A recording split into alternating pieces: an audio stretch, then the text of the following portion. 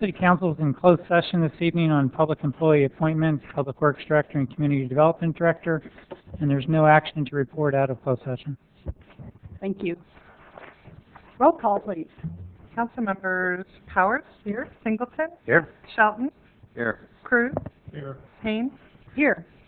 At this time, I would ask you to join me in a moment of silent prayer, followed by the flag salute, and I would ask Councilman Singleton to please lead us in that.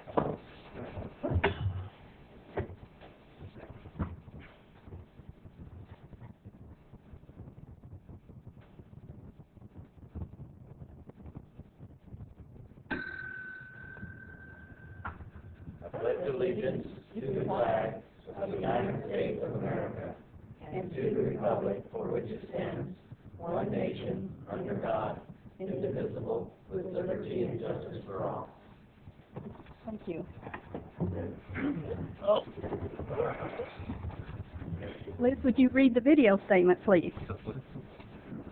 This meeting of the Galt City Council is being videotaped in its entirety and will be cablecast without interruption on Metro Cable 14, the Government Affairs channel on the Comcast and SureWest cable systems. Tonight's meeting can be seen on Channel 14 and will also be webcast at www.sacmetrocable.tv this Friday and Saturday mornings at 9 a.m. Tonight's meeting can also be seen via live video streaming on the city's website at www.ci.galt.ca.us. A DVD copy is also available for checkout from any library branch. Members of the audience wishing to address council should fill out a speaker identification form and give it to the clerk. Please speak into the microphone when addressing council and state your name for the record. Also, please silence all cell phones. Thank you. At this time, I would ask for agenda approval. Are there any additions or corrections or deletions? Madam Mayor, item F1 regarding the amendment to the Galt non-disposal facility elements will be continued to July 3rd meeting. And item G2, an ordinance regarding social host liability, we're asking that that item also be continued to the July 3rd meeting. Was that G2? Yes. Thank you. Anything else, council? Then we will go to presentations. And would the city clerk introduce the first presentation, please? Okay, the first presentation is the Galt Youth Committee Annual Update to the City Council.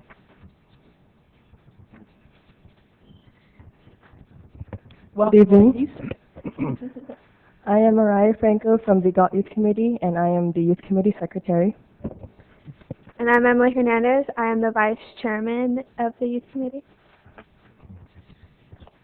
And I would say you guys are actually veterans. You were here last year doing this, weren't you? Yes. Yes. Okay.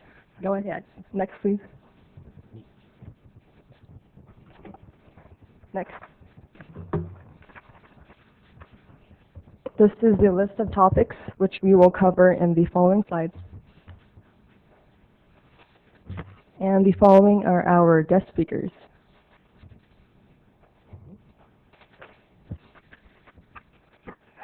This was an event that the Youth Council did in the beginning of our term, and it was called Kids Day at the Pool/Skate Park. There was 40 students in attendance. Games were the skate contest, and that's right, that's wrong. Winners received certificates and gift cards. These are pictures taken at the event. The top is the Youth Committee in our wonderful blue t-shirts, and the other is a group of teenagers that were at the event.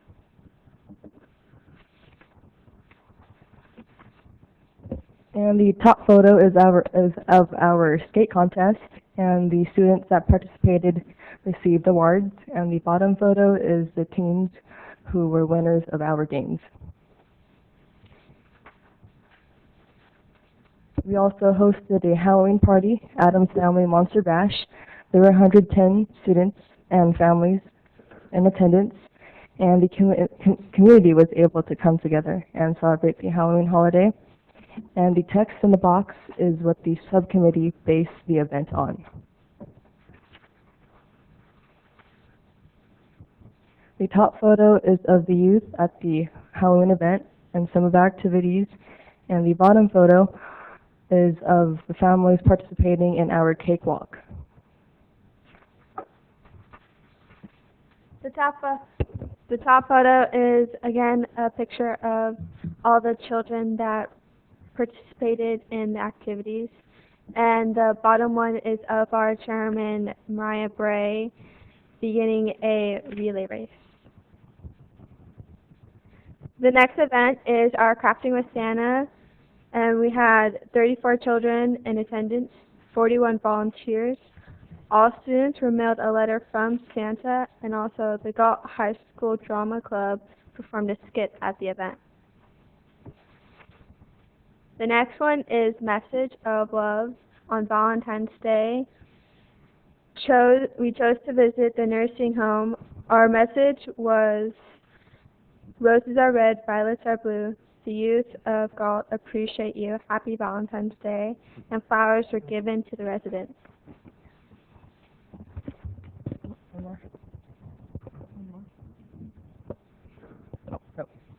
Forward. Now we will discuss our goals for the upcoming year.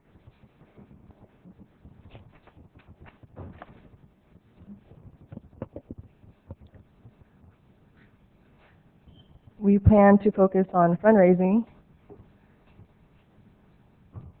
and our first project for the year is a car wash, and the details will be decided by the subcommittee. We will also do several community service projects, and our first project is with the Sunshine Closet on August 17th and August 18th, where we will be assisting with the donations of clothes. The next one is the Youth Master Plan, where Galt Youth Committee will continue to review the Youth Master Plan. Another volunteer opportunity that we will do is Tuesday night market, and we will assist with face painting on the Tuesday day.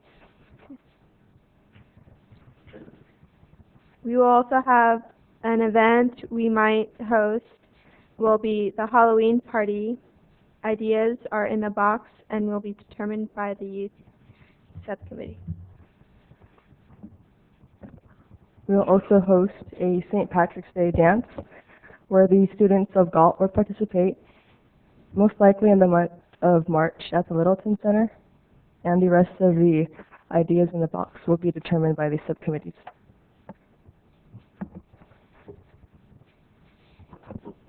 We'll also want to do Youth Day at the Park / Sports Day. It'll be all ages. The month will be determined. We need food, a theme, and sponsors / chaperones. And we'd put both these events together. Another one of those days is Sports Day, and the details will be finalized by the Youth Subcommittee. And this is our blueprint for the upcoming year.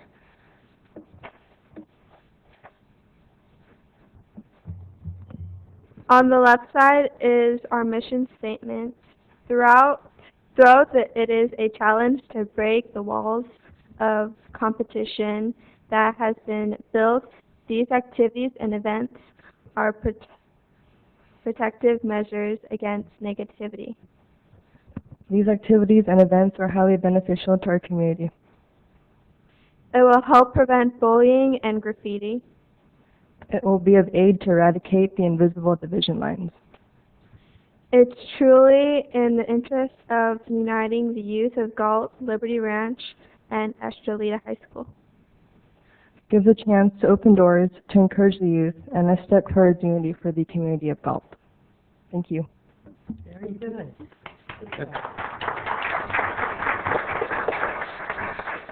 Thank you. Any questions for our youth committee before they retire? Very good. Thank you. Thank you very much. Next presentation? Next presentation is the Public Safety Committee Annual Update to City Council. Okay, that'll be me. I'll just do it from right here.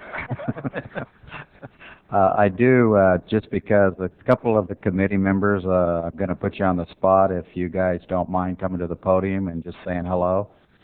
You guys, okay, or not. If you would, just come. The safety committee is a group of volunteers that are kind of the unknown people. You know, we don't have hats and shirts and banners that we fly around. A lot of these people have been doing safety throughout the community and even in their jobs. And I would just like for you guys to at least say hi so you can be recognized. Hi, I'm Lyle Leggy. I've lived in Galt for just over 20 years. And actually, it was quite a coincidence. This became a great opportunity to extend my profile for presenting safety. At work, we have a huge safety program, and the main reason I wanted to continue on with this is it helps me bring what we do where I'm employed into the public. It's a good fit. Good. Yeah, and you are a benefit. Thank you. Thank you, Lyle. And my friend Art. Hi, I'm Art Horton, a retired Sacramento City fire apparatus operator. I've lived in Galt for about 13 years now, and that's why I wanted to get involved with the public safety, because I really appreciate the work that our firefighters and our police officers do here. I think they do a great job, and I'm sure proud to live here now. Okay. Thank you. Neither one of them knew I was going to do that to them, so I'm sure they'll pay me back, okay? Some of the things that we've been successful over the years, and this year in particular, is doing the annual review of the emergency response plan, the emergency operation plan. We continue to discuss that and have discussed different complaints for whether it's sidewalks, it's traffic, individuals complaining about the people speeding down the street, and usually it's the neighbors. Some of the other things we've held is it's an advantage with the safety people, the people that are on the committee, because we have representatives from the city. We have police that are there. We have Amondos there, to name a few. We have somebody from Public Works. So if members from the public come and ask questions about, it's weeds, we have a representative also. I didn't mean to slide CSD Fire Department. But if it's about weeds or something on fire safety, it really is an advantage. At most meetings, you do know that we usually have the committee members and maybe 2 or 3 people from the public. We have conducted one of the forums, so we are on track for that. We have discussed and continue to discuss is safe routes to schools, and it also is an advantage, too, to have Armando there. He comes in with special events and kind of lets us know. As you can see, you've got a background of people that are in the fire service, law enforcement, safety officer for large corporations, and able to assist and maybe giving suggestions and recommendations. So my hat's off to the volunteers. And I'm not going to let Mike slide by in case there's anything he'd like to say or add. You did great. Thank you. Okay. I appreciate the opportunity just to bring in everyone up to speed. Thank you. Thank you both. Okay, next item, under presentations, Old Town Entertainment Complex, DNS Development, DD Construction, and American Family Entertainment Centers. Okay. Good evening, Madam Mayor, members of the City Council. I will introduce this item and then turn the time over to our presenters. Several years ago, Council expressed a sincere desire to begin effort to revitalize the Old Town. We've seen a lot of progress since then. The Council's repeatedly made it a high priority to continue to invest and make projects happen down there. We've seen some significant successes with the construction of Galt Place, the rehabilitation of Brewster's, a number of facade improvements down there, and we're just getting started. We have a lot of other projects that are in design, including along the railroad property on 4th Street with additional parking down there, the open space improvements. We're in the process of also designing improvements along 4th Street and C Street to complete a complete street project with wider sidewalks, street trees, landscaping, street lights, and so forth to really enhance that part of our community. The city actually was awarded a $2 million SACOG grant because of the vision and the investment the city's made down there. SACOG saw that and was willing to give us $2 million to continue that effort. Over a year ago, council directed staff just really started getting serious about bringing in even more into our downtown, start looking at options for bringing in an entertainment complex, and that was kind of long envisioned as the crown jewel in our efforts down there to really stabilize and make Old Town the heart again of our community and bring people from throughout the city and throughout the region to come down and enjoy all that Galt has to offer. And so we started looking for opportunities and looking for partners, people that might share our vision, willing to invest with the city in such a project. And unfortunately, we found a group of locals that were willing and kind of shared the city's vision and what this area could be, and by this significant draw for our Old Town. Earlier this year, late last year, we hired a consulting firm called AEM, and they provided the city with a feasibility study for an entertainment complex in the Old Town. They looked at the market, they looked at the proposal as far as placing an entertainment complex in the Old Town, and they determined that it was a viable project, that the market would support such a project, and we presented that to council back in February of this year. We have since then, we've been continuing to work with this development group that stepped forward, trying to hammer out a framework for a proposal and agreement between the city and the developers. The council appointed Councilmember Cruz and Vice Mayor Powers to work with staff in developing the framework for that agreement, and we are making significant progress, and we hope to have an official agreement back to the City Council in the next couple months, something that the community will be really proud of. At this time, we wanted to kind of unveil and really present to the City Council and the entire community what we've been working on, what the developers have been working on to present to the council, and what they're proposing to build in our Old Town and bring to this community. We're really excited about it. I'd like to introduce to you the partners and the people that are involved in this. They're sitting here in the front row, and I know John Anderson, he's with DD Construction. John is going to be doing, I think, the bulk of the presentation, but there may be others that will get up throughout the presentation and make some comments. Rohit Ranchad, he's here as well. Like I mentioned, John's with DD Construction. With DNS Development, you may remember them. They're the ones that bought the Brewster building and rehabilitated that project. Steve Labachi, Dave Myrie, Bay Myrie, Sarah, that group is seeing what is possible here in Galt and committed to continuing the progress that has been made down here. So without further ado, I'd like to introduce John and have him come to the podium and make the presentation to the City Council and the community on what's being proposed for Old Town Galt. I think we're really excited about and anxious to see what you have to present, so go forward. Like it. Give you a little history. We had started about 3 years ago with a development group and that specializes in entertainment and the hybrid, which we're going to be showing you tonight.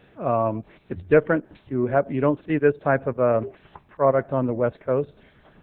It's going to become more and more popular as people realize all the benefit it brings as far as risk management with a large development project. We originally we thought we'd be starting this type of project in Los Banos, California. Los Banos actually flew to North Carolina to check out this type of venue, and they actually brought American Family Entertainment to Los Banos. It's a city that has a lot of young adults and children and not a lot to do. They have to get on the freeway and travel to get to certain venues. And so we've been able to team with them for California post-recession. A lot of projects have been put on hold and whatnot. Los Banos actually had a contamination issue that held it up, and then now, of course, the RDA. So without any further ado, let me get started with the presentation. You want to go ahead and go to the first slide? To fill an entertainment void in the city of Galt and its sphere of influence, a regional destination entertainment center, a highly marketable attraction, limiting competition from other cities, enhancing the city's draw, a place for its residents and businesses to enjoy. The team basically is Bill Kellum with American Family Entertainment, who's currently managing his own entertainment facilities that are the multi-venues such as what we're proposing. He also design, builds, and operates around the country. He's had a lull, of course, because of the recession, but now he's got his busy cap on, and he's quite all over the country. He's got a lot of major projects of this type of venue going on. Of course, myself, John Anderson, and Roy Ranshaw, who's with DD Construction's team, and DNS Development, David Meary and Steve Labacci, who is our partners in this endeavor. American Family Entertainment. What is an American Family Entertainment Center? Well, first of all, this is an American product. It was basically the concept was created here in the States. And basically, American Family Entertainment is a national company that has constructed entertainment centers across the country. Family-focused fun in a smoke-free environment where any member of the family can find a venue to their liking. Entertainment. Today's best entertainment in first-run movies, bowling, arcade, elevated rope courses, sports, grill, restaurant, and concessions. Centers, all under one roof, quickly becoming the entertainment center of the community, surrounding areas. The other great thing about this venue is it's some of the secondary venues besides movies and bowling that we have to offer kind of fall out and become a fad, where we can basically go into that box, if you will, and we can bring in another venue. And there's a lot of different opportunities to do that. When we went to we first looked at Galt, we were invited to take a look at the market, see if it really could support such a venue. And we had actually created our own feasibility study with Bill Kellum with American Family Entertainment, and that warranted going to the next step. And these are some of the numbers that were created actually through AEM, who's the consultant with the third-party feasibility. And we feel with the overall feasibility that was done that it does warrant the size of the theaters and the amount of lanes and the extra venues to move forward with such a project for Galt. Due diligence. The market. The total estimated available market for the entertainment center is estimated to be in excess of 108,000 persons in 2012. A market this size is considered adequately large enough to support the facility proposed.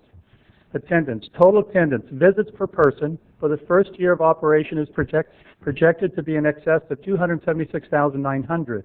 Attendance is projected to increase annually based upon population projections for the area, reaching more than 305,621 visits in the fourth year of operation. The center is proposed to operate 365 days each year. Its regular operating hours will be from 10 a.m. to 1:30 a.m. Monday through Saturday, and 11 a.m. to 1 a.m. on Sundays.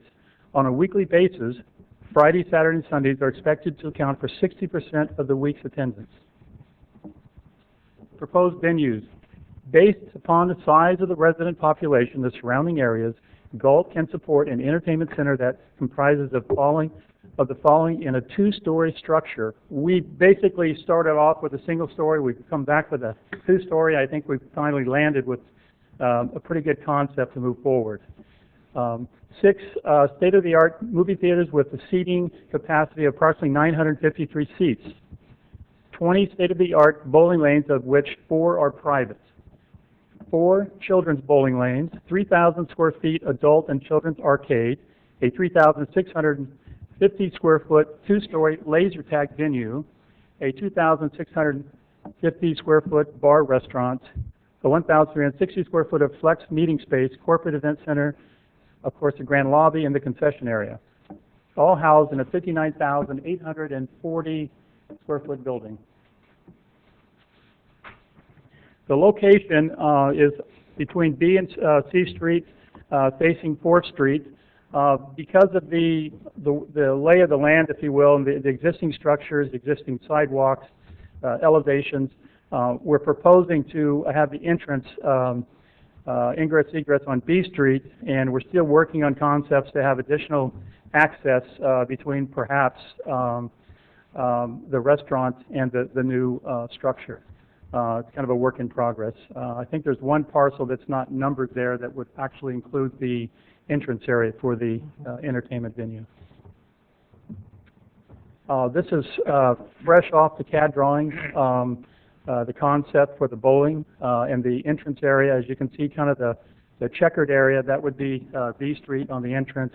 I think with the parking lot proposed across the street, the neighborhood, it's going to, obviously it is going to continue to, once this venue comes in, it's going to improve and it's going to be a very attractive area. I looked a lot at the project that was completed in Hayward, in their Old Town area, and it just came alive with their new venue with their movie theater. And they do have a similar type of plaza that we're proposing. This is just the floor plan, same as you saw in color, just more of a CAD's conceptual. And I would like to say there's going to be some moving parts. We're still going to be rolling up our sleeves, working with planning as this project goes forward. It's going to take a lot of time and effort to really get the final thumbprint laid down so we can go to construction drawings. This is the second floor. This is where we're proposing with the where the movie theaters will be, and also we'll have the private bowling on the opposite side, along with the other venues. And acoustics is a huge issue when you're going into a hybrid type environment with this type of product. Separating the noise between the two venues is a major feat. There's been some failures from not controlling that issue. So we will be bringing on a specialist that has done hundreds of facilities with the mixed hybrid type entertainment center to work with us through those issues and specialist engineering. This is a concept. Reason I grabbed this rendering, it is not actually for this project, but it gives you kind of an idea of the entrance and how we can open that up and have it a plaza and a meeting area before people go into the different venues. It's very attractive, and I could easily see this facility having these type of elements, depending on planning direction. The mural concept is very popular. You can change them out. You can get the community involved, and so the reason I showed this slide is for that reason. At Royal Oaks and outside Michigan, outside Detroit, they have murals throughout their grand foyer area, and it's just very attractive. You can do it with more towards older Hollywood type murals or your own environment within the city. Whatever that industry may be. It's very attractive, and we can keep changing it out. This is the actual the Royal Oak entranceway. It's very attractive. It's very open. It's got beautiful finishes from the flooring to the walls and the murals that are hanged in. It's got a very inviting where you can actually do multiple type events besides our regular venues, which could be great for a civic area for the city to get involved with on different projects. Going to the movies has changed dramatically.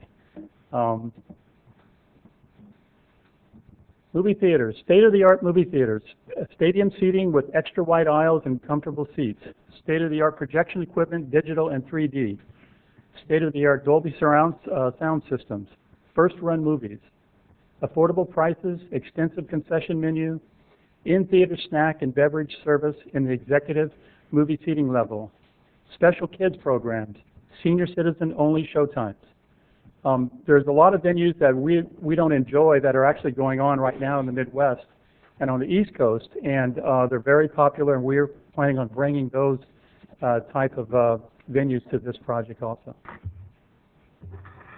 This is just one example of the seating, which is not my favorite, but it's just a range. So the next few slides will show a range of different concepts. This is one of my favorite, the lighting, the interior finishes. It's very rich, has more of a boutique type of feel to it, which I think would probably fit very well for Galt.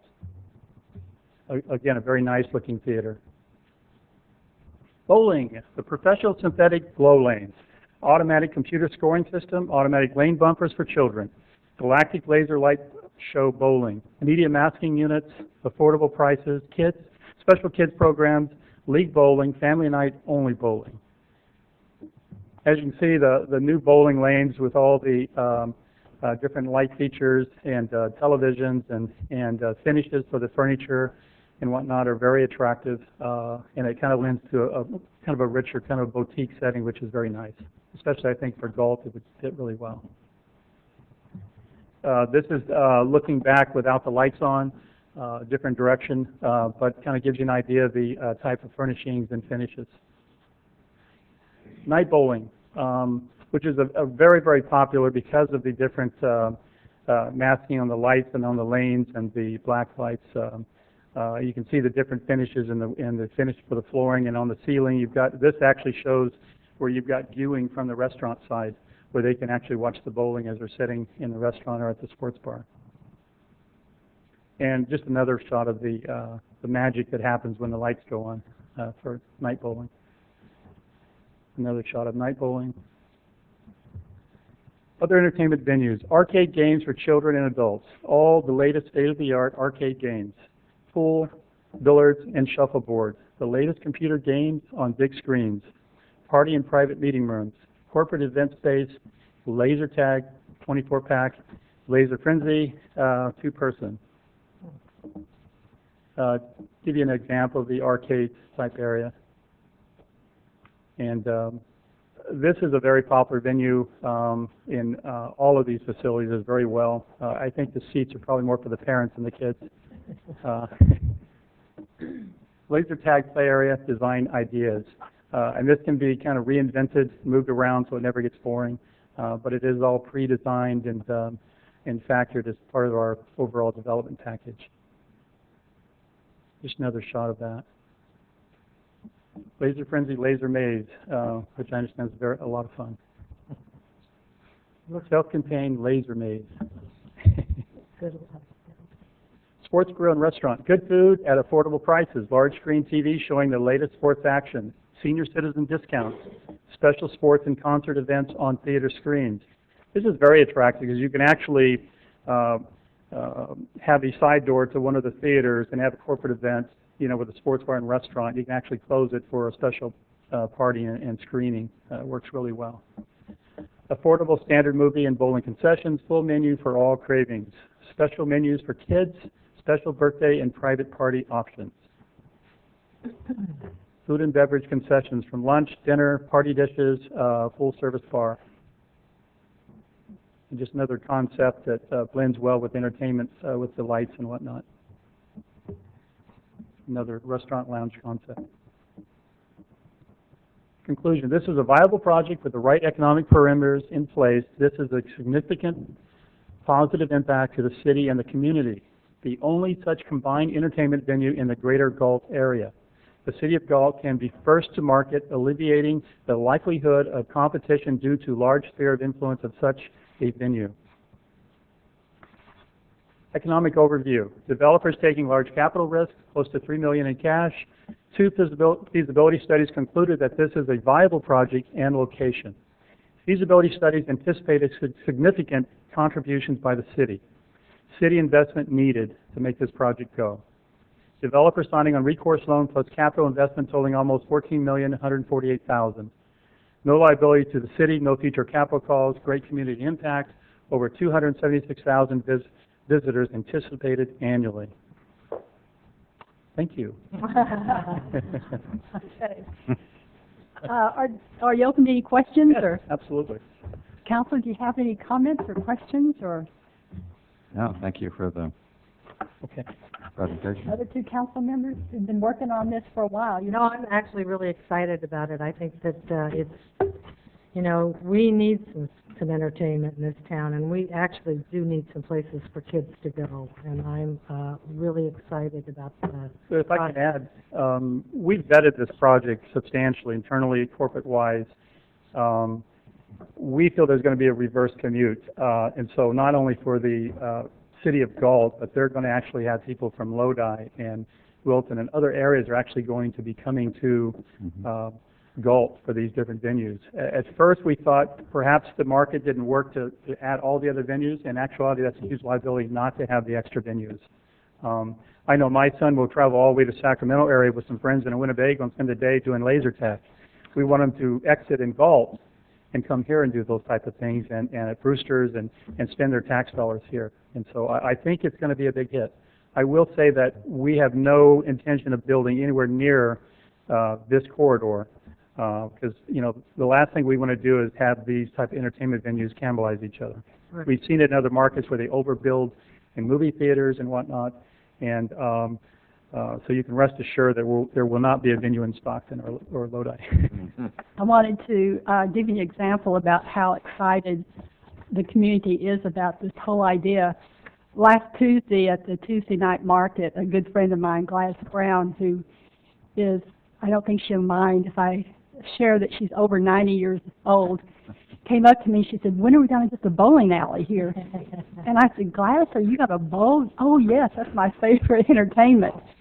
So I think everyone's excited about the possibility of this happening, and I agree that our young people and our adults need some kind of an entertainment. Absolutely. Get us out of our recliners at home and start working towards getting to know each other in these community type events. Well, I think it really adds to the quality of life. It's a great city to begin with. I think with the plans for Old Town and all the redevelopment that is planned is just going to be the a catalyst that's going to make all this happen. I really do. Well, I would feel like I'm speaking on behalf of the council. We appreciate your interest and confidence in our community, and I think we feel the same towards you. Great. So Thank you very much. Thank you. Thank you. Thanks.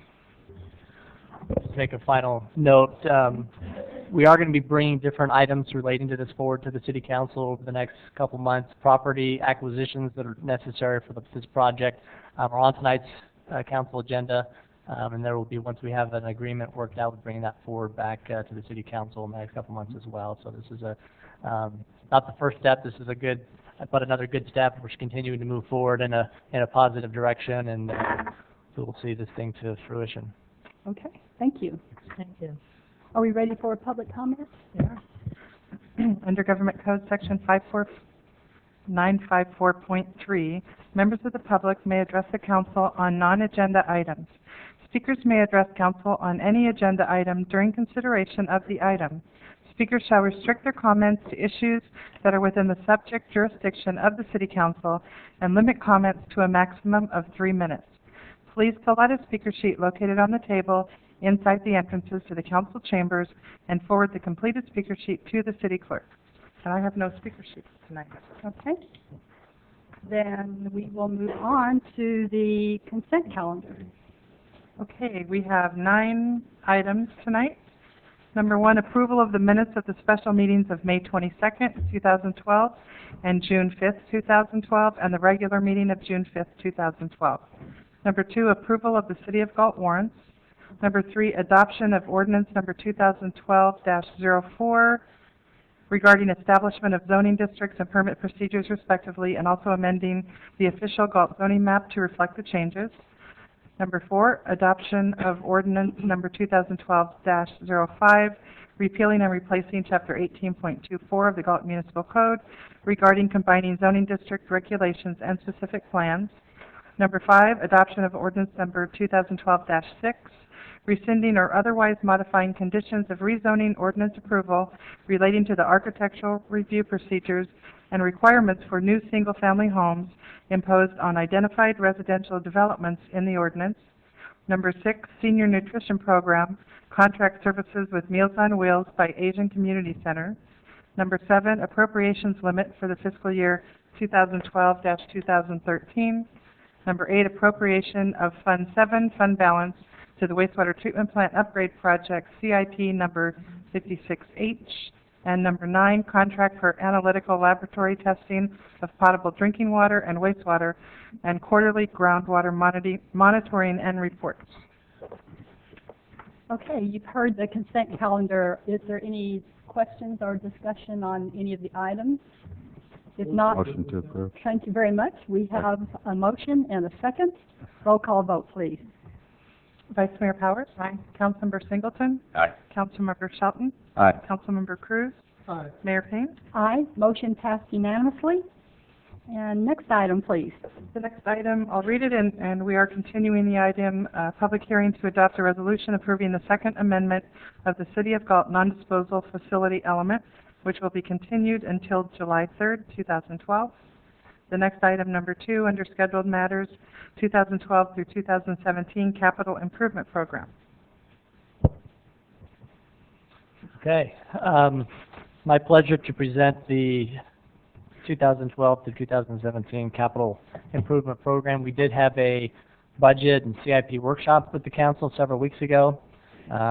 We received comments and questions and went through both the budget and the CIP in detail at that meeting. So my intention tonight was not to go through the documents in detail again, but to offer the council an opportunity to ask any other questions that we had. There's a requirement that the City Council conduct a public hearing on the CIP because of the use of development impact fees as part of that program. So when I'm done, we'll ask the mayor to conduct that public hearing. But just as in a summary, the CIP is a long-range planning document for the city that you use to plan for the construction of public improvements, projects in 5 different categories: general government, transportation, parks, water, sewer, and drainage. And they're categorized. And then we look at the revenue sources that we have over the 5 years, and we plan when those projects need to be, what the priorities are,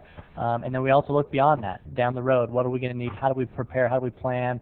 We need to find grant funding, and then we look for the council to help us set those priorities through our strategic planning process as well. And so it's a comprehensive document that allows us to effectively and efficiently plan for the completion, the construction, and the financing of those public improvements that are necessary for the well-being of the city of Galt. And so that's what's being presented. There's a total of 79 projects, $603 million total.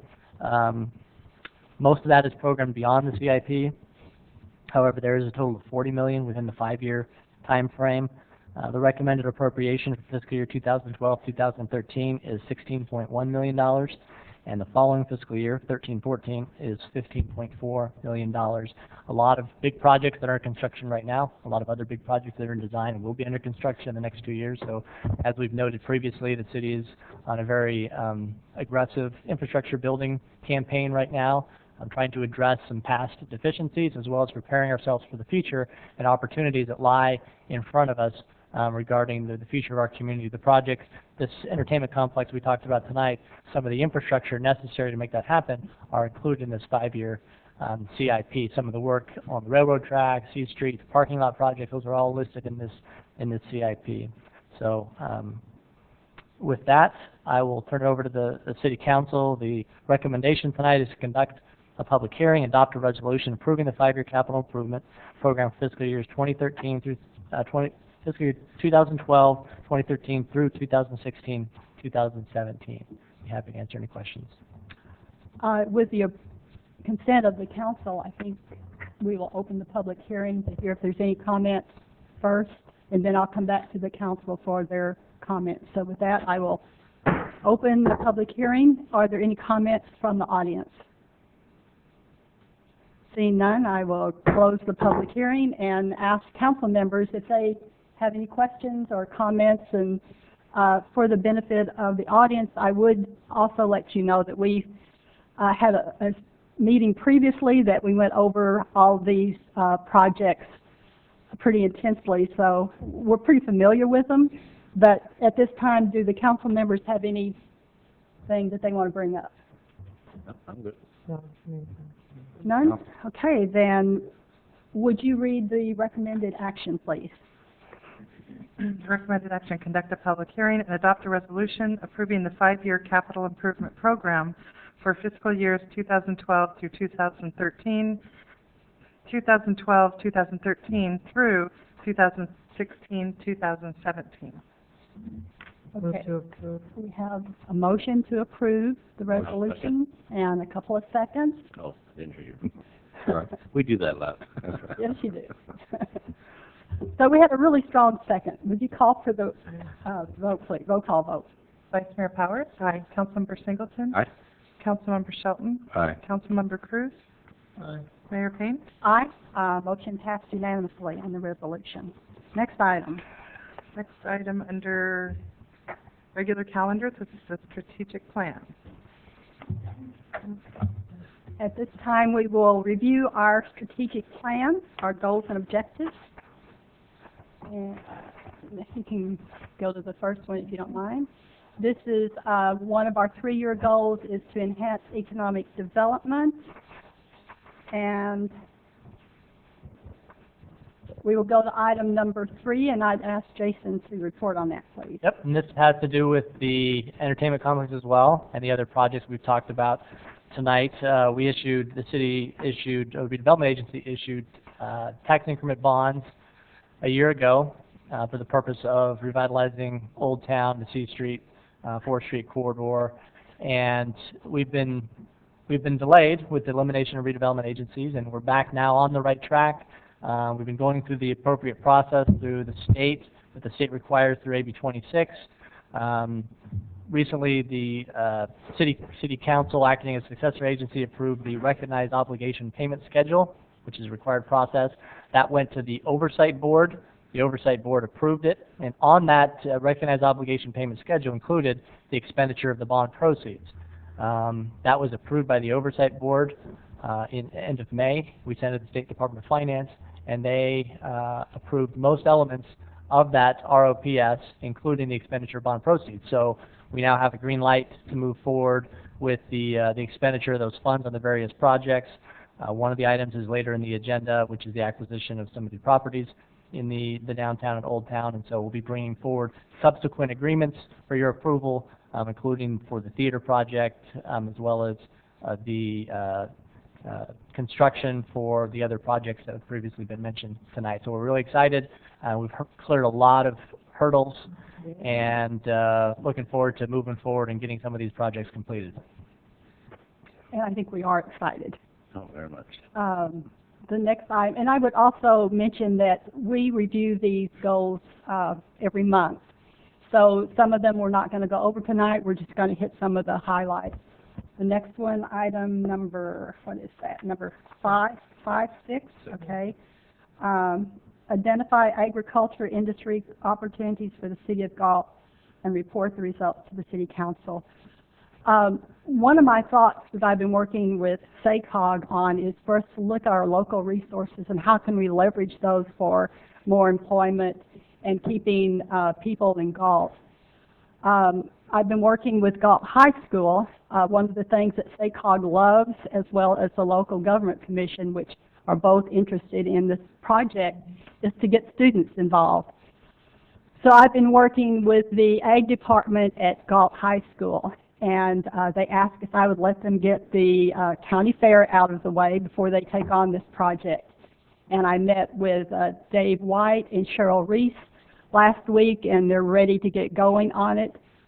They plan to have a description and blueprint of the project for the city of Galt to present to SACOG in August. So we're anxious to see what our students come up with. I'm sure it's going to be exciting. Next item. Improve financial stability and maintenance of reserves. Which item are we doing there? Item number 1. And I would ask our finance director. Sure. Staff actually prepared an RFP and we sent it out to several consultants, and we received responses. We held interviews with 3 of the consultants. We narrowed down the list from that, and we are recommending the firm of MGT. The amounts for that consultant are included in the budget that is being presented to council for approval this evening, but the amount is included in the budget in the fiscal year 12-13 and under the non-departmental amount. So we are prepared to execute that agreement once the budget is approved, if that is approved this evening. So, okay, so thank you. Thank you, Inez. Next goal, engage the community and provide services. What is that, number 4? Present to the city council report advising the feasibility of city-owned. Is that the right one? No. No. Here. For promote a new South County. Okay, here we go. Okay. Promote the new South County Transit Link bus program and new commuter service. And Dolores Martinez is out there, and she has worked so hard on this. But I'm not going to ask you to come up and report on it. I'll go ahead and do it. But we're happy to report that our express bus in the month of May had 567 passengers, which is amazing. We went into this project thinking that it would be successful, but you never know until you get into it. So you kind of hold your breath and see how it's going to work. And so I think we can breathe out now. I think it's pretty successful, and I think the city is proud of it and proud to be able to offer to some of the people that work in downtown Sacramento an opportunity to leave their cars at home or in our parking lot and ride this bus with reclining seats and Wi-Fi and enjoy the commute to downtown Sacramento. I feel like it's really a service that we're doing for our citizens as well as our environment. Also, I am proud to announce another area that we've been really concerned about is to be sure that our students have an opportunity to go to college. Unfortunately, we don't have any colleges or university in Galt, so we want to give them a way to get there.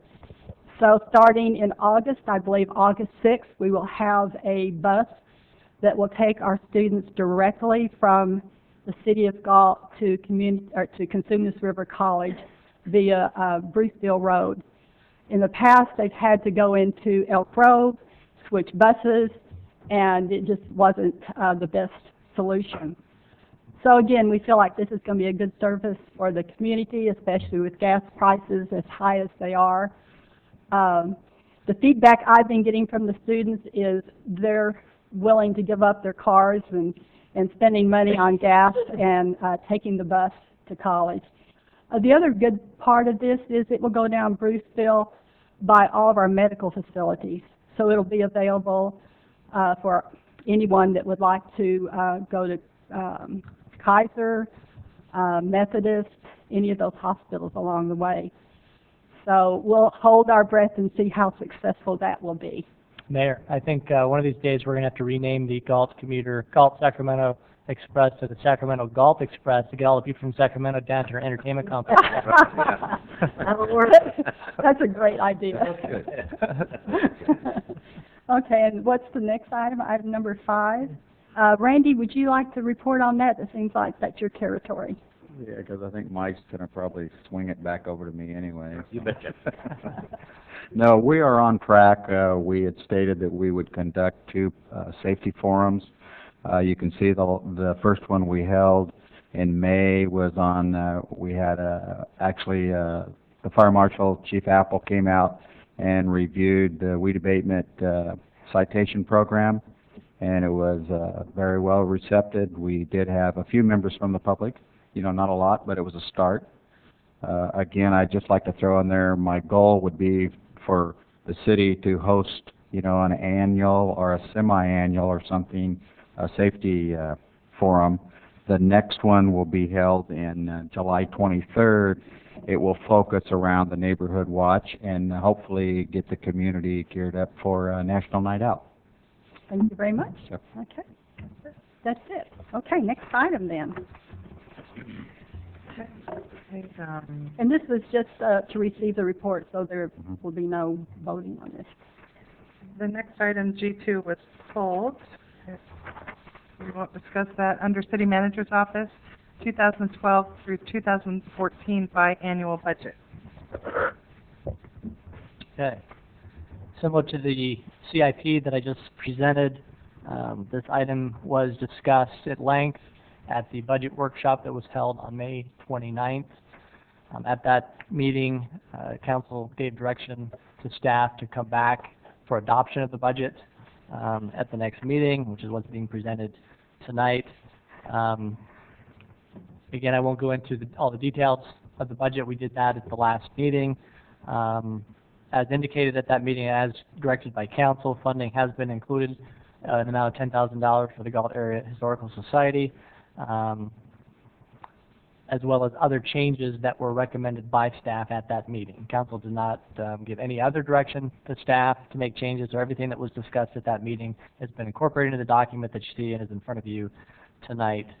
Total recommended operating budget for the City of Galt for all funds in this coming fiscal year is $27.4 million. The following fiscal year, 2013-14, is $27.3 million.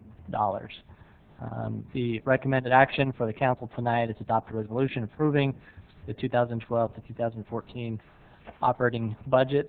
I'm happy to answer any questions that you have. If the council has any other questions or things that didn't get brought up or other things that you wanted to discuss that there wasn't an opportunity at the last meeting, this is an opportunity to do that before the budget is adopted. Otherwise, we recommend that you adopt the resolution. Any more discussion or questions on the budget other than what we covered at the budget meeting? None? Okay, we have two resolutions. I think we'll vote on each one separately. Would you read the first one, please? The first one, adopt a resolution approving the 2012 through 2014 operating budget. Oh, sorry, only one. Just Okay. one, yeah. Oh, you were the next. Getting ahead of myself. Is there a motion? Motion to approve. We have a motion and a second. Roll call vote, please. Vice Mayor Howard? Aye. Councilmember Singleton? Aye. Councilmember Shelton? Aye. Councilmember Cruz? Aye. Mayor Payne? Aye. Motion passed unanimously. Next item. Next item, assignment of purchase and sale agreements with multiple owners of parcels in the Galt Old Town area and authorization for expenditure of funds to complete the purchases. All right, I guess I'm up again. Yes, you are. Seat. My pleasure to present this item for the City Council's consideration this evening. This item is related to the assignment, purchase, and sale of properties that we have discussed previously back in February of 2012. The city, acting as successor agency, entered into purchase and sale agreements for several different properties in Old Town Galt for the future entertainment complex and public parking necessary for that project. We've not been able to close on these properties for a variety of reasons, mostly because of the confusion and uncertainty of state actions relating to redevelopment agencies and title companies' reluctance to process those. It's kind of just been caught up in a quagmire of uncertainty with the state, and so we've just been moving along and doing what we can to move forward. Unfortunately, I think a lot of the property owners are getting impatient, and they deserve to be, because it's been quite a while, and we need to finalize and move forward with these plans in order to make sure that the entertainment complex can proceed without delay. And so what we're proposing tonight is to actually assign these purchase and sale agreements that were originally entered into by the successor agency to the City of Galt and also to the developers that presented tonight in order to expedite this process. There are 5 total properties in front of you tonight. 4 of them would be, or 3 of them would be used for public parking. 4th that would be assigned to the city would be part of the footprint of the project, and the other one is being assigned to the developers would also be part of the footprint of the entertainment complex. Staff is recommending that the 2011 bond proceeds, which we previously discussed, be used to complete the property purchases. The bonds were intended to be used for this purpose. In addition to a lot of the other projects we've talked about, property acquisition was one of the main purposes that was designated. AB 26 provides that bond proceeds shall be used for the purposes for which they were intended. In addition, the ROPS, the Recognized Obligation Payment Schedule, was approved by the successor agency on May 15th, and it included the list of the bond proceeds, as previously noted. The ROPS was also approved by the Oversight Board on May 24th, and finally, the city received notice from the State Department of Finance on May 31st that list, including the bond proceeds, was approved. There were a few items that were not, but this item was. We're very excited to be able to move forward with some of these projects. The city did also entered into a cooperative agreement between the city and the redevelopment agency, which authorized the city to undertake the Old Town property acquisitions, and that indicated that the city or the former redevelopment agency would reimburse the city for any costs incurred. In this case, what we're asking is for the bond proceeds to be used directly for the purchase of or the acquisition of the properties. The city actually also took a validation agreement to court to validate this cooperative agreement, and we received a ruling on October 26th of 2011 validating that. The property purchases, the assignment will also be presented to the Oversight Board at the upcoming meeting on June 28th for their approval, after which we'll be able to proceed with the closing on the property. There are some other properties as well that we'll be bringing forward to the City Council at a later date. This is kind of the first batch that we're going to be bringing. Again, there will be more that will be required in order to complete all the acquisitions necessary. The anticipated costs of the acquisition of the properties that are being assigned to the city is a total of $432,500. Recommendation for the City Council is that the Council adopt a resolution as a successor agency for the Galt Redevelopment Agency, assigning the purchase and sale agreements with multiple owners, parcels in the Galt Old Town area, authorizing the city manager to execute and implement the assignments, and authorizing expenditure of tax allocation bond funds for the purchase of the properties. And secondly, to adopt a resolution accepting the assignments. This is the city, to adopt a resolution accepting the assignments of the purchase and sale agreements with multiple owners of parcels in the Galt Old Town area, authorizing the city manager to execute and complete the purchase of the properties. Again, it's important to understand that the proceeds or the funds for these property purchases are from the bond proceeds and will not be coming from any other city source. With that, that's the recommendation. I'd ask if the council has any questions. This is not a new item for us, but you do have an opportunity now to ask questions. Okay. This one, we do have two resolutions. And Mayor, I want to point out that on the first item, there's an amended resolution for the successor agency that was distributed to the council this evening. Thank you. Right. Do you want to read the amended resolution for the benefit of the audience? The amend, a resolution of the City Council of the City of Galt, California as successor agency to the Galt Redevelopment Agency, assigning purchase and sale agreements with multiple owners for the acquisition of parcels in the Galt Old Town area and authorizing the use of tax allocation bond funds to complete the purchases. Okay, that's the first resolution. Is there a motion, or was there any discussion or questions on this amended resolution? No, I was already saying motion as you were asking. Okay, all right. I'm prepared to. Then, I'm prepared to make a motion to approve. I'll second. As submitted. Thank you. So we have a first and a second. Roll call vote, please. Vice Mayor Powers? Aye. Councilmember Singleton? Aye. Councilmember Shelton? Aye. Councilmember Cruz? Aye. Mayor Payne? Aye. Motion passed unanimously. Okay. You want to read the next resolution, just to be clear. Number 2. Sorry. That's okay. Do you have that? Oh, that's not amended. No. I need to find mine. It's right here. Okay. Adopt a resolution accepting the assignments of the purchase and sale agreements with multiple owners of parcels in the Galt Old Town area, authorizing the city manager to execute and complete the purchase of the properties. Thank you. Second. Does that mean there's no discussion? Oh, none. Okay, we have a first and a second. Roll call vote, please. Vice Mayor Powers? Aye. Councilmember Singleton? Aye. Councilmember Shelton? Aye. Councilmember Cruz? Aye. Mayor Payne? Aye. Motion passed unanimously. If we just move through this so much on this stuff. Thank you. Next item, please. Next item, Human Resources Department, contract with California Public Employees Retirement System for medical health coverage. I'm going to do a little bit of an introduction on this, and I'm going to turn it over to Paula to give you the details of it. The next 3 items are all related.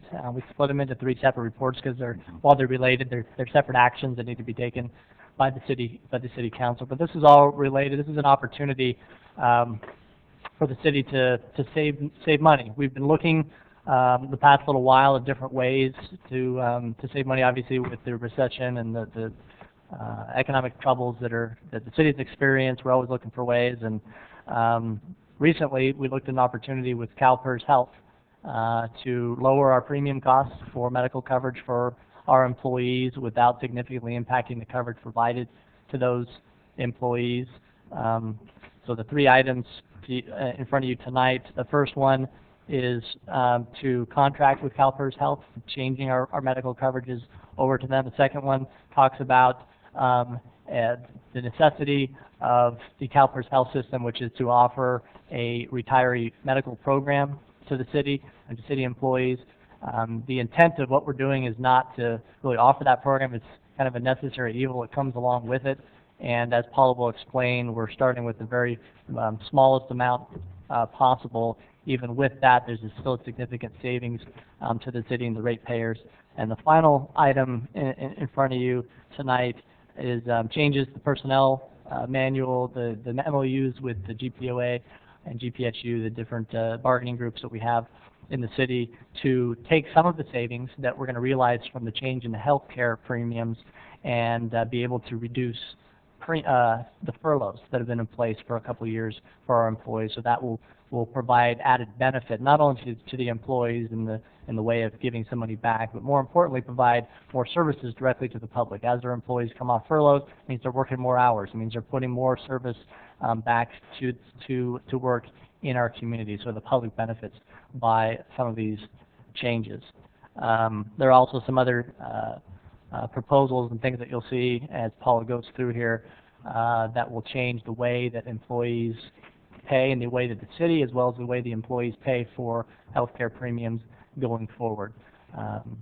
So with that, I think this is a very positive direction for the city, an opportunity to provide more services to our community, and to ultimately save the city money and do it in a way that benefits not only our employees but the community at large. So I'm proud to be able to present this to you, and I'll turn the time over to Paula to go through with the City Council the details of what's being proposed this evening.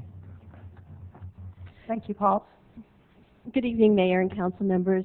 I just have a few highlights to add to Jason's overview of these reports. The first one, as mentioned, it is a recommendation to change to CalPERS Health, which would be effective September 1st. The attached resolutions would allow for each of the members of those groups to participate in the CalPERS Health program.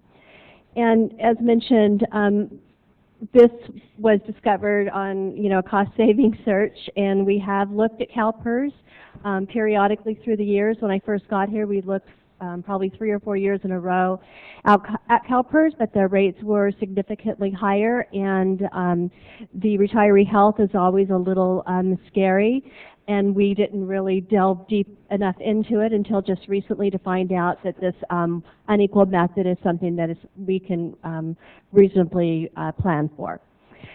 So as mentioned, the rates are significantly lower than our current rates aside from Kaiser. And this is basically due to CalPERS' size and their leverage in the market. They are the largest health benefit purchaser in the state of California and the second largest in the nation. So they have a lot more ability to negotiate for better rates than a small agency such as the City of Galt on our own. And another benefit, aside from the immediate cost savings, would be the options for our employees. Currently, we have HealthNet and Kaiser HMOs and one HealthNet PPO, which no one participates in. We've had it for a number of years, and in the last 3 or 4 years, we haven't had any employees interested because of the high cost. But with CalPERS, they have 3 HMOs, including Kaiser, and 3 PPOs with varying ranges of program structure, and they're at reasonable costs. And then also for our GPOA members, there's another PPO through PORAC, which also offers, another choice for the employees. As mentioned earlier, the CalPERS program is governed by PEMCA, which requires the city to offer and contribute to retiree health. Now, the city currently allows retirees to participate on our health program. When they retire, they can choose to stay on the plan, but they have to pay the full premium. What would happen with CalPERS is that they, again, would have the choice to stay on the program. Initially, the city will be contributing $1 per month per retiree for their benefits, for their health program. And this amount would increase every year for 20 years. And at 20 years, we would be at the full minimum contribution amount. And as stated in the report, if we would have started this program 20 years ago, our contribution amount per retiree would be $112. So that kind of gives you an idea of what the cost is. It's the minimum for retirees is $1, and it goes up every year until in 20 years we'll be at the full amount.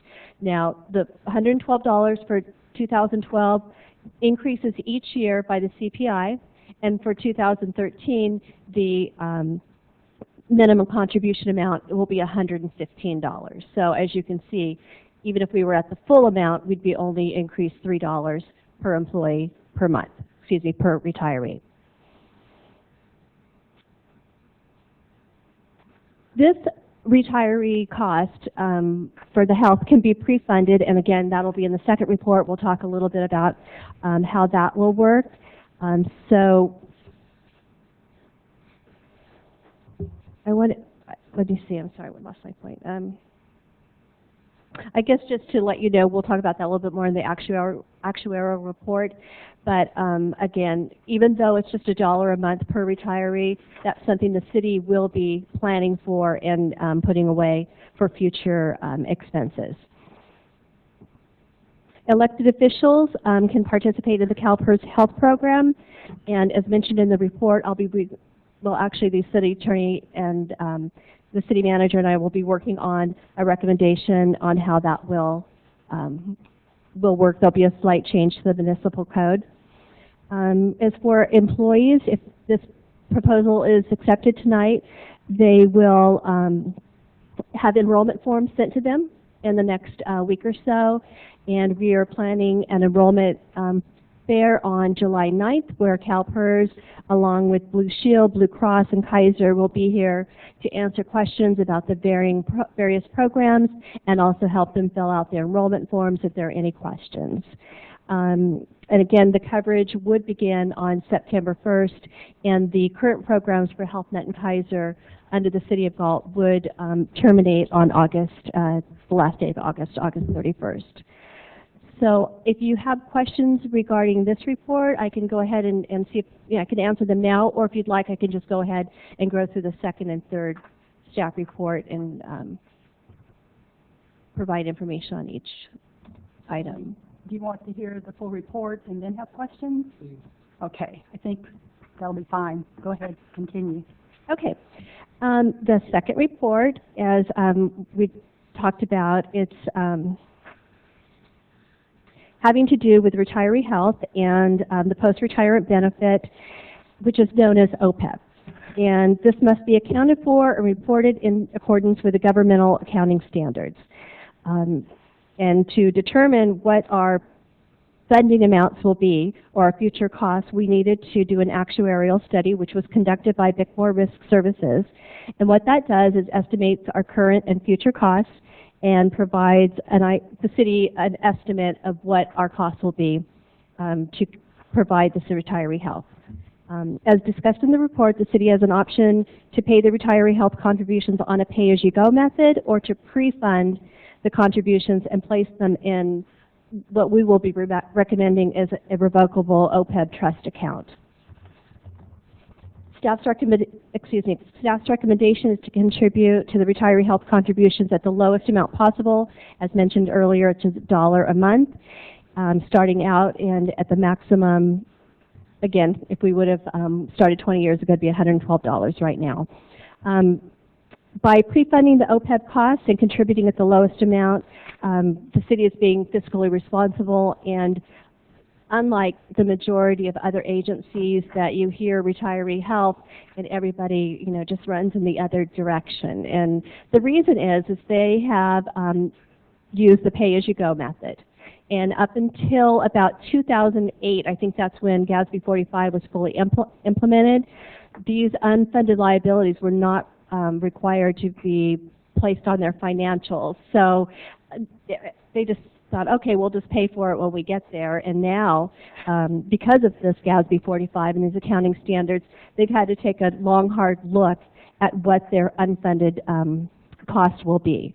So we're not recommending that. We're recommending the pre-funding, and how we can pre-fund this is by taking a portion of the savings from the CalPERS health premiums and putting it in a fund that will be there for our retirees and for those liabilities that we're going to be responsible for.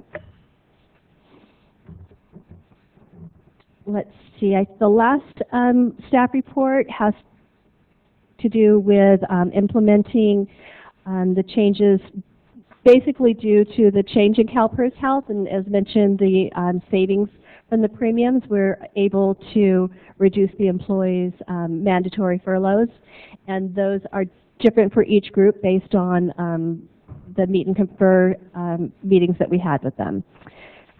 I do want to note that the GPOA has not voted on their side letter agreement, and they will be doing that tomorrow.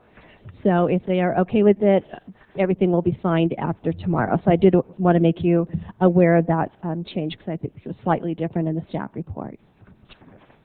And that's pretty much the highlights. Do you have any questions or anything any of us can answer for you? Council? I have a couple of questions. And I have discussed this with Jason, so a lot of this is for the benefit of the audience. One of the requirements is, let's see, benefits are available to any employee who retires from the city. Retirement requires only attainment of age 50 and 5 years of PERS membership. So reading that, I think it might be difficult, for example, a council member to take advantage of it unless they stay with the council for more than 4 years. Is that a correct interpretation? Actually, the council members are not eligible for retiree health. At all? They currently are not. Okay. Well, I mean, we don't have any council members that are participating, and through CalPERS Health Program, they would not be eligible because they would not be a retired, eligible annuitant. Okay. And finally, this isn't so much a question, but I think I'm asking our city manager to respond to this. At a time when cities are trying to get out of health care for retirees, I would like you to justify why the city of Galt is jumping in and how it's going to be affordable for us and how it's not going to really increase our costs. If you can touch on that. Sure. Deeply. That's something we looked really hard at. I think what the big difference is most cities that have retiree health have retiree health. I mean, I say when I say that, I mean cities like Stockton, for example, pay 100% of the premium for their retirees. So that means for it's $1,200, $1,400 a month per employee that retired from the city. For Galt, what we're proposing is $1 a month.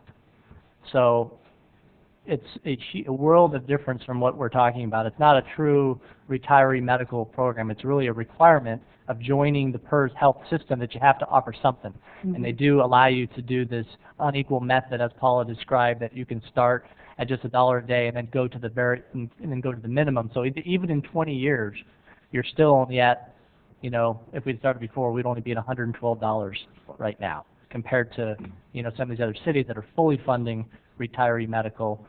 We'll never be there.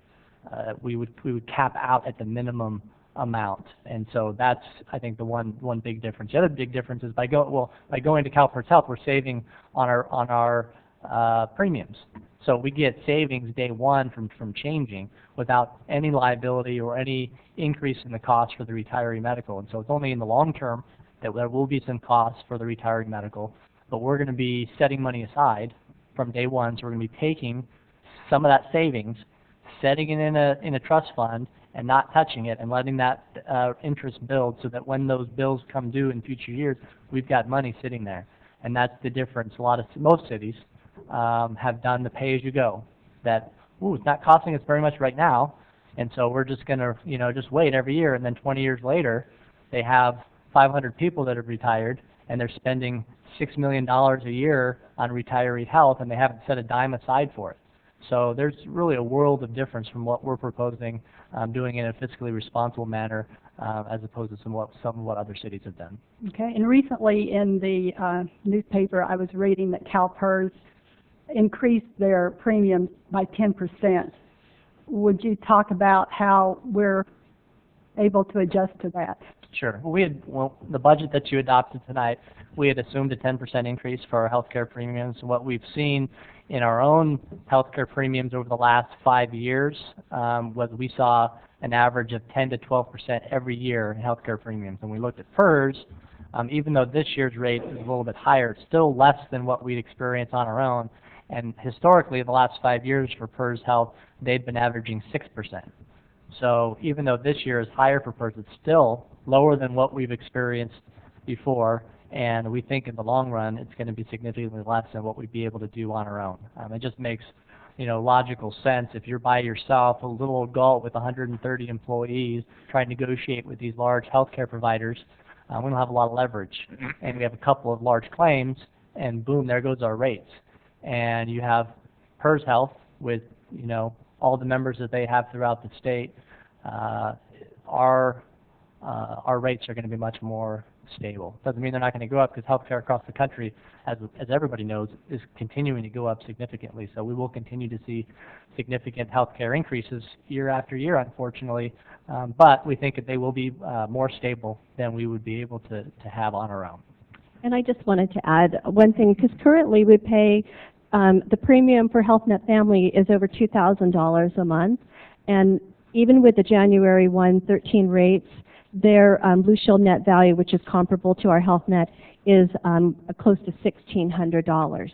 So we would probably expect on that $2,000 probably about a 15% increase. That's what our broker told us at the beginning of the year.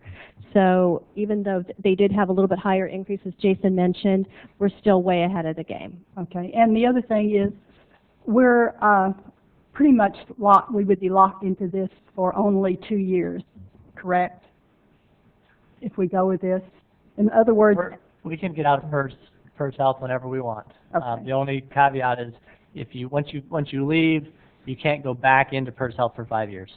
so if CalPERS decides to increase their premiums to the point where it's no longer a good deal for us, we can opt out. Yes. Okay. I think it was important for the public to hear this information. And just to tag on to that, about the retiree health, if we in 10 years decided that we wanted to get out of CalPERS Health, we are not obligated to continue paying retiree health for the employees, for the retirees. It's only during the time we're in CalPERS Health, and what we would probably do is we'd revert back to our system now that they could stay on the plan, but that they would pay the full premium. So that's not a lifetime guarantee either, so there's flexibility. Council, are we ready to take these items and vote on them? Mayor, can I ask one more thing? Absolutely. Real quick? Mr. Behrman, the 50,000 you spoke of in the trust fund, which is going to build over the years, I don't remember hearing you say anything about it. I mean, I did hear you say something about it, but I mean, as far as what I'm going to ask you, that's in a trust fund where that can't be touched. Is that correct? Not now, and not in the future, not in years down the road, correct? Unless we've fulfilled our retiree obligation. So if we get out of PERS Health, we no longer have an obligation for retiree health care, then you could use the money for something else. But as long as we have an obligation, this council, future councils could not touch those funds, so they remain in a dedicated trust fund for only that amount, which is what's really nice. I wanted to make that clear. Thank you. That was a good point, too. Okay, let's take the first item, and if you would read that. Okay, adopt the resolutions electing to be subject to the Public Employees Medical and Hospital Care Act for members of the City of Galt Public Service Unit, Police Officers Association, unrepresented units, and elected officials, and fixing the employer's contribution for employees and for annuitants at different amounts. And the second part of this, direct the city manager to terminate current contracts with Health Net and Kaiser effective August 31, 2012. Okay, and I think we can do this with one motion. If someone would care to make a motion. Motion to accept? Okay, is there a second? Second. We have a first and a second.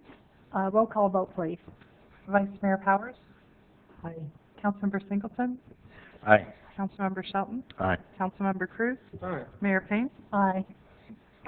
Motion passed unanimously. Next one, please.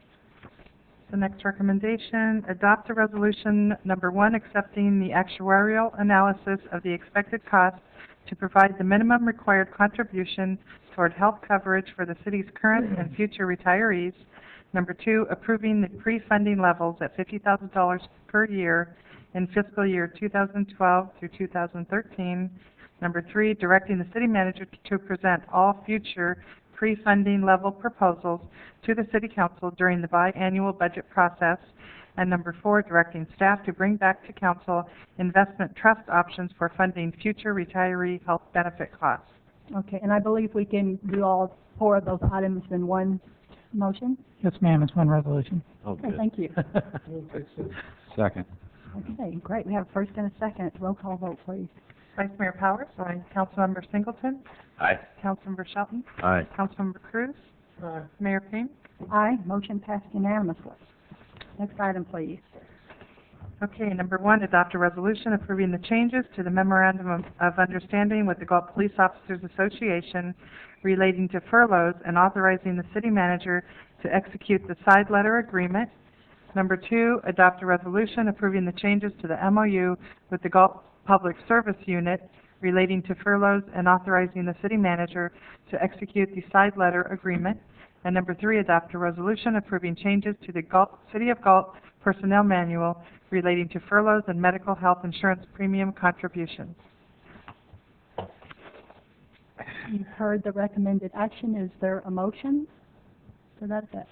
Move to accept. We have a motion. Is there a second? Second. And a second. Roll call vote, please. Vice Mayor Powers? Aye. Councilmember Singleton? Aye. Councilmember Shelton? Aye. Councilmember Cruz? Aye. Mayor Payne? Motion passed unanimously. I would also like to mention to the audience that there is quite a bit of information in this packet regarding this whole issue, which is available to the public online, correct?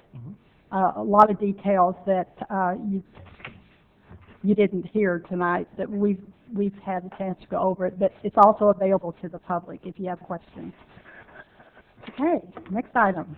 Next item, Public Works Department, Landscaping and Lighting District's Engineers Reports, intention to levy and collect assessments for fiscal year 2012, 2013, and set public hearings. Okay, Mr. Prima, I believe you're on. Thank you. You're welcome. Madam Mayor, members of the council, this is actually an item just for you, more for information for you in terms of what's coming up with the lighting and landscape districts. We do this every year where we bring forward an engineer's report that describes the costs and the assessments and so forth for the 3 lighting and landscape districts that we have in place. 2 of those districts were initially adopted with a set maximum amount, and we've reached that, so there's really not much to do with those, but you do need to justify even that amount through the engineer's report. The 3rd district does have the ability to increase the amounts by the CPI, and so that was done for the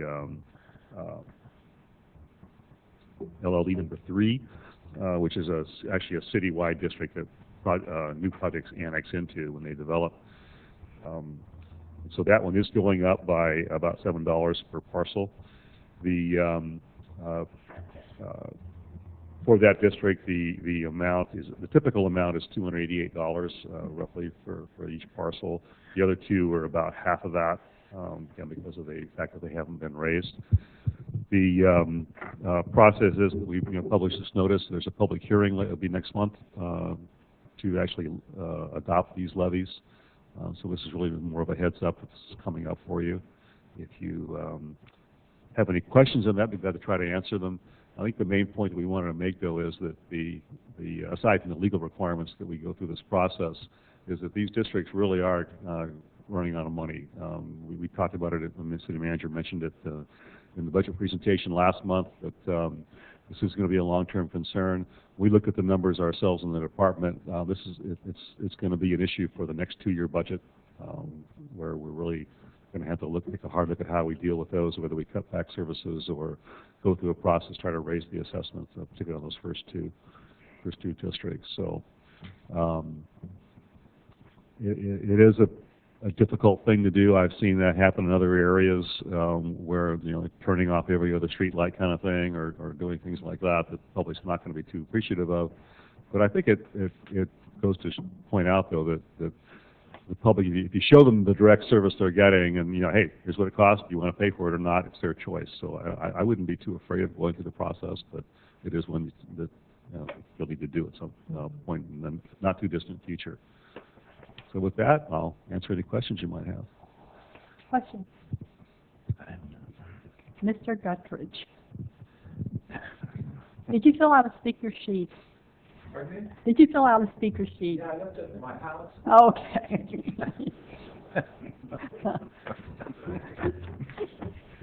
Mike Guthrie, General Park Company. First of all, I'd like to find out what district we're talking about is going to have the increase, because down in Creekside 2, Unit 2, where we're trying to come up with a new plan and build a new house here in 30, 60 days or whatever. And I've talked to some of you about this. Our tax increment down there is about twice as much as, let's say, what's in the northeast area. So that's what I'm trying to find out, is this happen to do with the landscape and lighting district that we have in our Creekside 2, Unit 2 subdivision, because the one Creekside 2 right beside us doesn't have this. So, I'm having to watch everything I do in relationship to trying to sell a product. Absolutely. Mr. Prima, I think that's in our report. It's in the actual reports, which I failed to bring with me, but Mr. Forrest does say that, yes, your project is in the LLD number 3, which is the increase. So, you have another question? Can you repeat what the annual increase is? It's about $7.36 per parcel. And that's based on a CPI index increase from January 2011 to January 2012 of 2.61%. Is that an annual increase? Yeah, it's probably $7. but, $7 isn't much, but didn't Richard say the other two, they don't have any increases? Is that correct? Well, that's correct. Because of how they were. So okay, so why should I have an increase in mine and nobody have any increase in theirs? Why am I paying more? Actually, that's a good question. Can you answer that, Mr. Prince? Well, I think the answer is the others should be going up as well, but that wasn't how they were set up.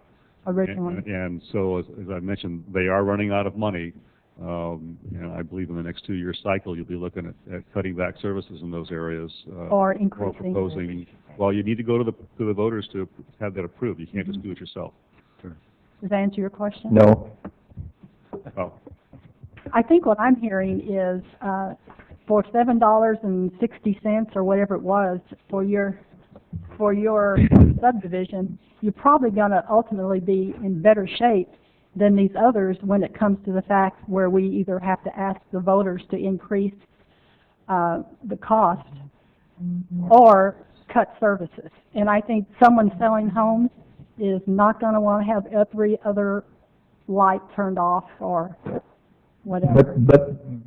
But Mayor, that's a small increment what we're talking about. The landscape lighting district's a small increment. Yes, it You is. look at the whole increment of the taxes in the Creekside 2 Unit 2 subdivision, and that's what I'm talking about. It's not $7, it's $2,000 I'm talking about. Are you talking about for every house? House is $2,000 more than if I'm in our subdivisions, let's say in the northeast area that we built.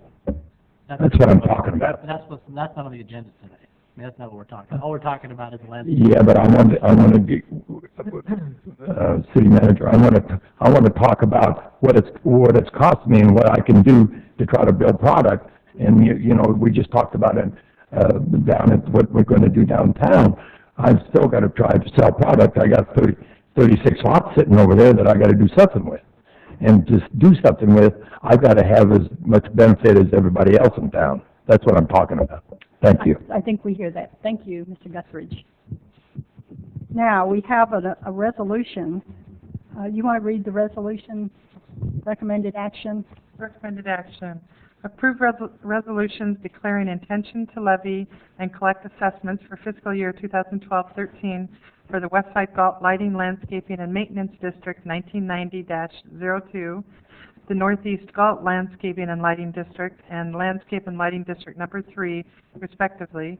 And number 2, publish the engineer's report for the 3 City of Galt Landscaping and Lighting Districts. And number 3, set July 17, 2012 as the date for public hearings for all 3 districts. And that will be at a council meeting for the public to make comments if they wish to on that. So, you've heard the recommended action. Yeah, July 17th. Is there a motion to that effect? Or any other discussion on it?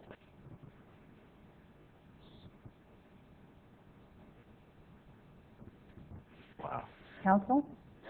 If you have some questions that you need clarified, now's the time to do, or what do you want to do?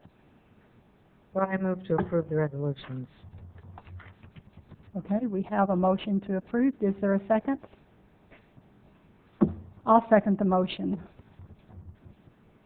Roll call vote, please. Madam Mayor, question, please. Sure. Comment. This is to set public hearings. Is that mainly the focus of this? Publish the engineer's report Mm-hmm. and approve a resolution declaring intention to level and collect assessments. Where as you said, I just want to reinforce what you had said earlier, that public hearings will be set, and that at that time the individuals can come forward and, okay. Absolutely. Okay. It's a levy. Thank you. Okay. So, any other discussion before I call for the vote? Roll call vote, please. Vice Mayor Powers? Aye. Councilmember Singleton? Aye. Councilmember Shelton? Aye. Councilmember Cruz? Mayor Payne? Aye. Motion is passed unanimously. Thank you. Next item. Next item, communications. Okay. Okay. City clerk. Okay, next, just a couple reminders. The Beautification Committee will be meeting at 3:30 on June 21st in the City Hall Community Room. The Commission on Aging will be meeting on June 28th at 5:15 in the California Room. On June 30th is our big Independence Day celebration on Veterans Soccer Field. And the Youth Committee will be meeting on July 2nd at 6 p.m. in the council chambers, and that will take us to our next council meeting. Thank you. Comments by staff? Comments? Then by council members, and I'll start with Councilman Singleton. I have nothing. Thank you. Vice Mayor Powers, maybe you'd like to talk Well, about I was going to give him the opportunity this time. I think he's been quiet tonight. I'm being very quiet. You better go. Yeah. Go to Randy, I'll be last. Okay, Councilman Shelton. Okay. Have a great week. Summer's here. Well, I'll say. Think about that with the heat exhaustion, people getting themselves in trouble swimming, drowning, and a lot of little fires. So be safe, please. Any other cheerful I don't know if I was cheerful, but it's an awareness. Thank you. No, it's very important. Councilman Cruz? Just to tag on to what Councilman Sheldon said, also be careful with your safe and sane fireworks. They can still start fires. And if you want a good example of that, look at the most recent fire in the Northeast. Absolutely. Do you want to say something else? Yes, I do. Okay. I want to make sure that Safe and Sane Fireworks brings up a very interesting point. On the 28th, there is a fireworks task force that also I'm involved in. The agencies will be out in force. If you are taking Safe and Sane Fireworks and you are doing little work to them and making them unsafe and illegal or setting off illegal fireworks, you may find yourself not only having the removal of those fireworks, you may find yourself arrested. Okay? I'm into fireworks. I really enjoy Safe and Sane. They are a lot of fun, but be safe. And I'm just giving you a heads up that you got teams out there driving around, trying to protect you. Chief Hanson, do you want to add anything to this?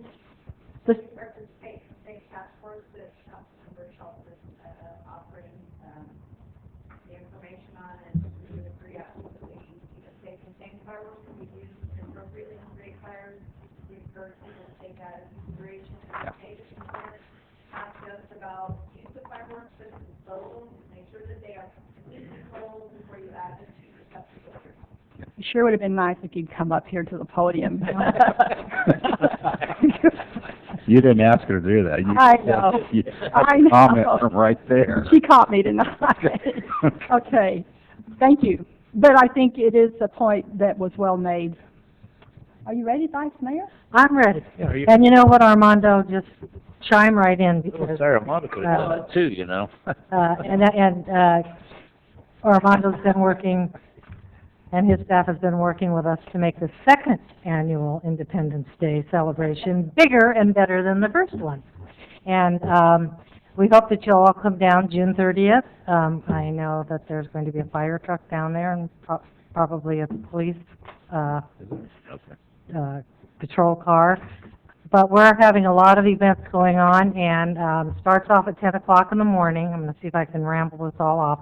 Starts off at 10 o'clock in the morning with a softball tournament, a volleyball tournament, and horseshoes. And that'll be going on in the morning. Now he's going to chime in, see. And we're going to have a skateboard contest that starts, what time does that one start, Armando? 5 o'clock. From 5 o'clock to 9 o'clock, we're going to have a band on Veterans Field, and some nonprofits will be selling some food, and the Boy Scouts will be having those little glow sticks to carry around. Fireworks at 9:30. At the exhibit hall at Chibola Center, we're going to have, and I'm trying really hard to get some people to participate in this. We'd like to have like an old-time county fair, so if anybody out there makes pickled things, jams or jellies, baked goods, or quilts, we're going to have like a little competition for everyone around here. And so we really would like some people to participate in this because it's a celebration for the city of Galt, so participating would be a great thing. Also, the Galt Herald is sponsoring a photo contest, and it's for kids 18 and under to take a picture of your favorite spot in Galt and tell us a little blurb on why it means so much to you. And we're going to have prizes for that, ribbons, first, second, and third prize ribbons. And so we're just really trying to help to get all of the city involved in some of the events that we're having. Have I missed anything, Armando? Fireworks in the pool. Fireworks in the pool. We are almost sold out, so if you need your tickets, get them now.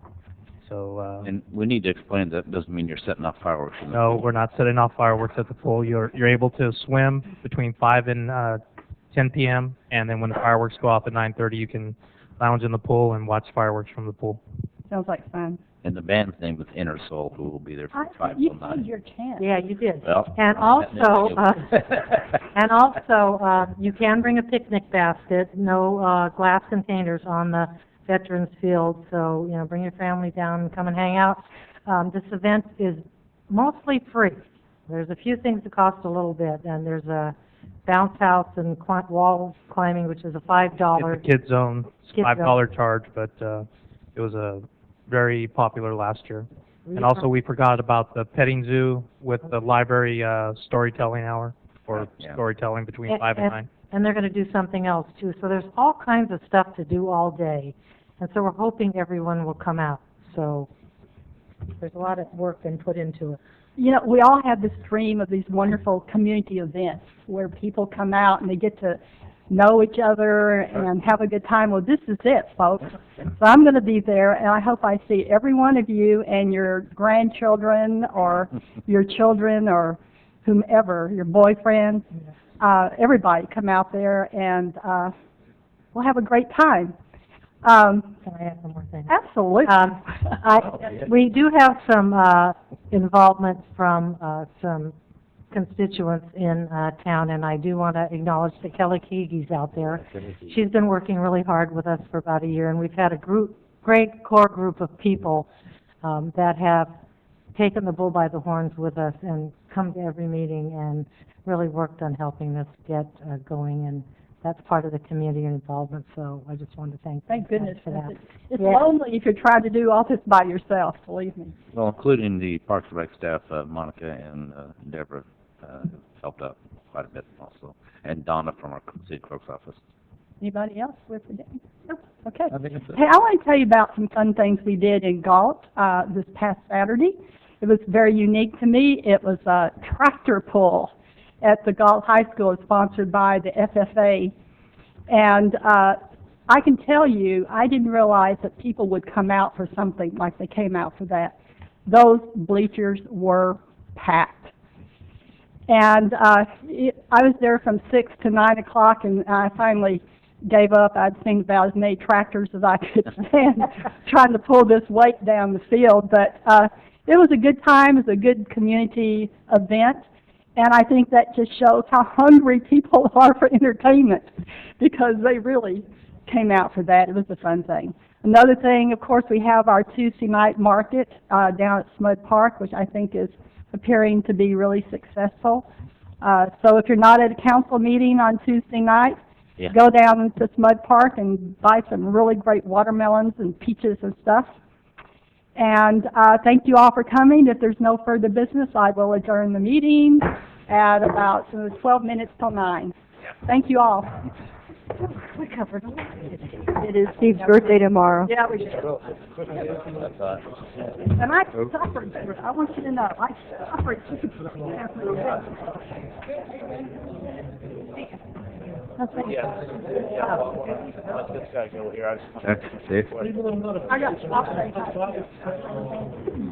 Oh, where'd Kelly go? Hey, Kelly. Kelly. I'll keep it. Oh.